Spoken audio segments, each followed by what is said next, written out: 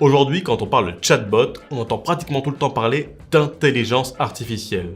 Or, la réalité, c'est que la plupart des chatbots n'utilisent pas d'intelligence artificielle.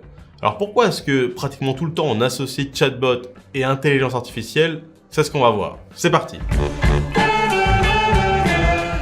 On parle beaucoup de chatbot depuis en réalité le printemps 2016. Vous le savez, c'est à l'occasion du F8 de 2016 que Mark Zuckerberg a lancé la plateforme Messenger qui a donné beaucoup de popularité aux chatbots.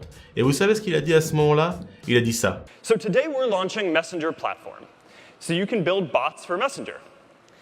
And it's a simple platform. It's powered by artificial intelligence, so you can build natural language services to communicate directly with people. Et oui, il a dit Powered by Artificial Intelligence, avec de la NLP, la Natural Language Processing, la reconnaissance du langage naturel. C'est une sacrée promesse, parce qu'effectivement, tout d'un coup, les gens se sont dit incroyable, voilà, on va pouvoir remplacer les humains par des chatbots. Et maintenant, on entend même parler d'intelligence artificielle à tout bout de champ, en lieu et place d'algorithmes. Alors justement, qu'est-ce que l'intelligence artificielle?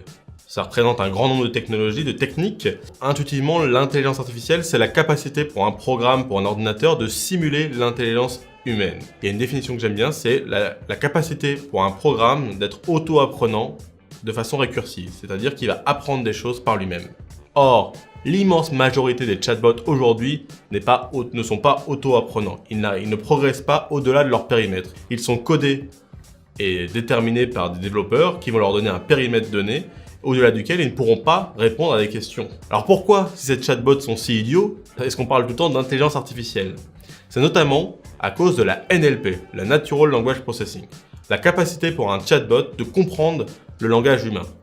C'est en fait un enjeu clé des chatbots d'être capable de mimifier une conversation humaine. Et pour ça, il y a effectivement des acteurs du type Wetai, API.ai ou Recast.ai qui ont lancé des plateformes qui permettent d'entrer dedans des questions en langage naturel et de les relier à des intents, des concepts qui vont permettre au programme de comprendre ce que l'utilisateur va lui dire.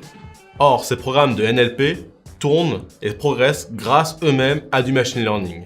C'est-à-dire qu'on va rentrer dans ces outils un certain nombre de phrases différentes, mais qui veulent dire la même chose. Par exemple, je souhaite réserver une chambre d'hôtel, il me faut une chambre d'hôtel pour ce soir, j'ai besoin de dormir dans un hôtel ce soir. Et ces NLP vont utiliser du machine learning pour matcher les nombreuses phrases, les différentes phrases, avec les intents. C'est pour ça que quand on parle de chatbot, on parle d'intelligence artificielle en faisant souvent une confusion avec la NLP. Donc c'est de là que vient l'association instinctive entre les chatbots et l'intelligence artificielle. C'est parce que les chatbots essaient de comprendre, en tout cas de relier les questions des utilisateurs à des concepts.